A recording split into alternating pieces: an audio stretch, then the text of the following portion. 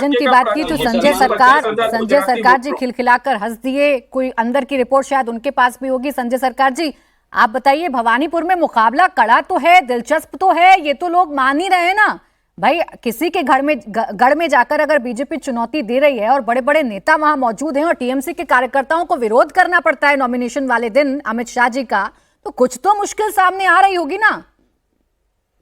अब पूरा बोलने तो देंगे प्राची जी, ना आधा बोल के खत्म करा दीजिएगा। आप तय कर लीजिए, समय थोड़ा दे दीजिए। बोलना तो शुरू करें। तो मैं आपको शुरुआत ही शिकायत से कर दिया आपने। इतनी शिकायतें लेकर कहां जाइएगा? बोले पोस्टमार्टम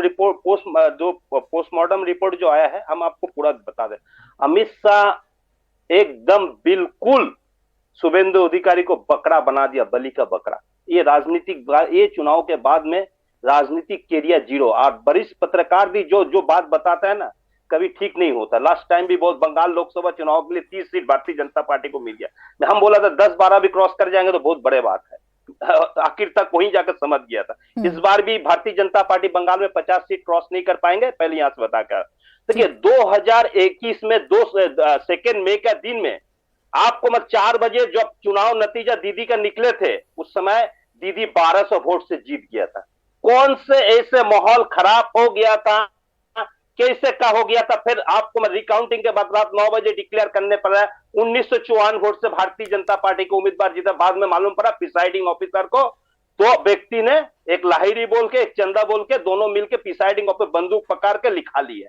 वो भी केस कौशिक चंद्र को घर में चल रहा था हाईकोर्ट में। कौशिक चंद्र कौन है? भारतीय जनता पार्टी का पहले लीगल सेल का, वो यहाँ पर देखते थे। अभी वो जज बन गया तो दीदी आपत्ति जनाया कि ये जज का घर में जाएंगे, ये पक्षपात हो जाएंगे। आज भी उसको नतीजा नहीं आ पाया। मैं आपको बता रहा हूं। नंबर 2, शुभेंदु अधिकारी इस बार 35,000 से ज्यादा वोट से भवानीपुर चुनाव हार रहे हैं। आप लिख के रख दीजिए, अगर नहीं हारा तो मैं राजनीतिक से संन्यास लेके चला जाएंगे सीधे कन्याकुमारी। सोच समझ कर करिएगा संजय सरकार जी। ऐसे कितने बड़े बड़े नेता हैं जिन्होंने भविष्यवाणी की है और उसके बाद वो अपनी बातों से पीछे हट गए। तो सोच समझ कर भविष्यवाणी करिएगा। 2 भविष्यवाणी आपने की है, तो 50 सीट से ज्यादा नहीं आ रही बीजेपी वालों की, और दूसरी आपने कर दी कि शुभेंदु अधिकारी 35,000। रुक जाए 1 मिनट, 35,000 से ज्यादा वोटों से हारेंगे। 1 मिनट रुक जाए, मुझे बस एक बात आपसे समझनी है संजय सरकार जी। बेमानी या चीटिंग अगर भारतीय जनता पार्टी ने की है तो सिर्फ उन्हें नंदीग्राम में ही चीटिंग करनी थी। सत्ता हासिल करने का कोई मतलब नहीं बीजेपी का। बस ममता बनर्जी को उनकी सीट पर मात्र 1956 वोट से ही हराना है। आप ये बताइए 1200 वोट के जीतने के बाद में अचानक क्या हो गया? रिकाउंटिंग करके उसको अच्छा, यानी पूरे पश्चिम, अगर मैं इसी लिहाज से देखूं, मैं अगर इसी लिहाज से देखूं संजय सरकार जी, आपने जो परिभाषा दी, आपने जो सिचुएशन दी, अगर उसी हिसाब से देखूं तो 2021 का जो चुनाव था पश्चिम बंगाल का, फिर वो कॉम्प्रोमाइज चुनाव था। बंगाल सुन लीजिए, बंगाल के बारे में सुन लीजिए। अरे पहले मेरी सुन लीजिए, पहले मेरी सुनिए संजय सरकार जी। आपने शिकायत से अपनी बात की शुरुआत की थी, आप बोले, अब मेरा काउंटर तो ले लीजिए भाई। अगर आपकी बात मानूं तो 2021 का जो चुनाव था पश्चिम बंगाल का, वो कॉम्प्रोमाइज चुनाव था। क्यों कॉम्प्रोमाइज चुनाव? 1:1 लड़ाई हुआ मैदान में, सब देखा। अरे जब कॉम्प्रोमाइज नहीं था तो नंदीग्राम में आकर फिर क्यों कहने लगते हैं कि चुनाव आयोग की मिली भगत थी, चुनाव आयोग की मिली भगत थी? भाई चुनाव आयोग अगर बीजेपी के इशारे पर काम कर रहा है तो सिर्फ नंदीग्राम में क्यों करेगा भाई? वो भवानीपुर में भी करेगा, वो कोलकाता पोर्ट में भी करेगा, वो मुर्शिदाबाद में भी करेगा, वो मालदा में भी करेगा। हाँ बोले।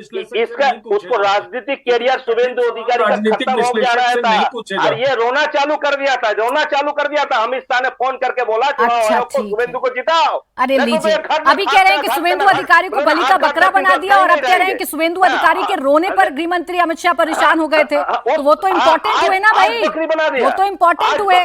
सर आप डबल बात कर रहे हैं, आप डबल बात कर रहे हैं संजय सरकार जी, अपनी ही बात को कॉन्ट्रोडिक्ट कर रहे हैं। आप थोड़ा रुक जाएं, आप थोड़ा रुके रोहित कुमार जी, आप थोड़ा रुके संजय सरकार जी।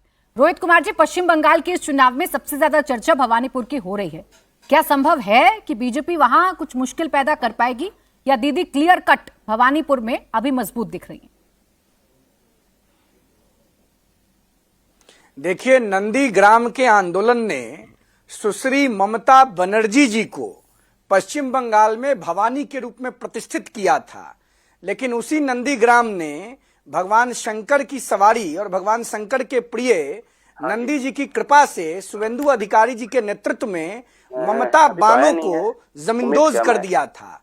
इस बार भवानीपुर में भवानी जी की जो सवारी शेर है, उस शेर के रूप में भवानीपुर की सम्मानित जनता, नेता प्रतिपक्ष पश्चिम बंगाल विधानसभा, जिनको तृणमूल कांग्रेस के प्रतिनिधि नीच शब्द से गलत बोल रहे थे, उनको जिताने जा रही है। और भवानी जी खप्पड़ लेके नृत्य करेंगी और ममता बानो के निरंकुश शासन का अंत भवानीपुर विधानसभा के माध्यम से होने जा रहा है। देखिए, बानो शब्द जो है इस्लाम में सबसे प्रतिष्ठित शब्द है महिला के लिए, जो विदुषी मानी जाती है। ममता बानो को वोट चाहिए मुसलमान का, ममता बानो को उर्दू में बानो कह दिया जाता है। तो तृणमूल कांग्रेस के जो भोपू हैं, उनके कपार में अपेंडिक्स का दर्द जबर जाता है। तृणमूल कांग्रेस के पापों का पिंडदान होने जा रहा है बंगाल की खाड़ी में, गंगा सागर में। ममता बानो ने जो कुकृत्य किया है अपने दुलड़ुआ भतीजा अभिषेक बनर्जी के स्थापना के लिए, बंगाल माफ नहीं करेगा। भवानीपुर में ममता बानो हारेंगी, शुभेंदु अधिकारी जीतेंगे। आप बेशक सम्मान के साथ ममता बनर्जी को जिन शब्दों से नवाज रहे हैं, उनकी पार्टी को उससे आपत्ति है। जिस शब्द से आपत्ति है, जिस शब्द से आपत्ति है, उस शब्द का इस्तेमाल ना करें तो ज्यादा बेहतर रहेगा। परेशानी है या स्वयं प्रकाश पुरोहित जी को भी और संजय सरकार जी को भी। आपको वो प्रतिष्ठित या सम्मानित लग रहा है, पुरोहित जी को नहीं लग रहा और संजय सरकार जी को नहीं लग रहा। दोनों इस बात पर आग बबूला है, दोनों इस बात पर आपसे नाराजगी जाहिर कर रहे हैं। मैंने रोक दिया स्वयं प्रकाश पुरोहित जी।